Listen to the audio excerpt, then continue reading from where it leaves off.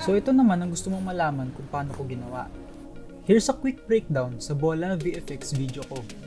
Step 1. Import mo muna yung clip mo sa After Effects and tulad ng sabi ko dati, cut it down to every peak of action kung saan ka maglalagay ng effects. So para sa video na to, kinat ko sa peak of action na nakatalon at curve na siya kasi gusto kong magmukhang natural yung pag-transform niya into ball. Step 2. Masking.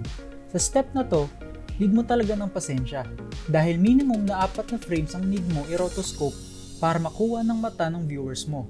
Dito, ang ginawa ko, yung peak of action niya, minask ko separate sa original clip tapos scale down and rotate para magmukhang nagtuturn ng bola siya.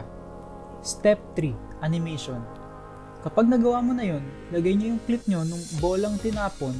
So ginawa ko, minask ko yung bola frame by frame kasama yung natural na ikot niya sa raw clip tapos pinatong ko lang dito. And then once na lumiit na yung subject ko, inanimate ko na yung bola palabas. Step 4. Color correction. Yung source of light ng clip ng bola at ng subject ko magkaiba. Naglagay ako ng color correction para mag-match sila. Step 5. Cleanup. Dahil madugo ang paggawa at pag-rotoscope ng raw clips, need mo i-double check lahat ng sabit na clips katulad nito. Yung clip ng mga bola sa baba is hiwalay sa main clip, nakamask lang sila and walang basketball dyan. So minask ko yung bola para kunwari natural na dumaan siya sa likod ng soccer ball and added konting shadows para magmukhang raw. And that's how I made my Bola VFX video.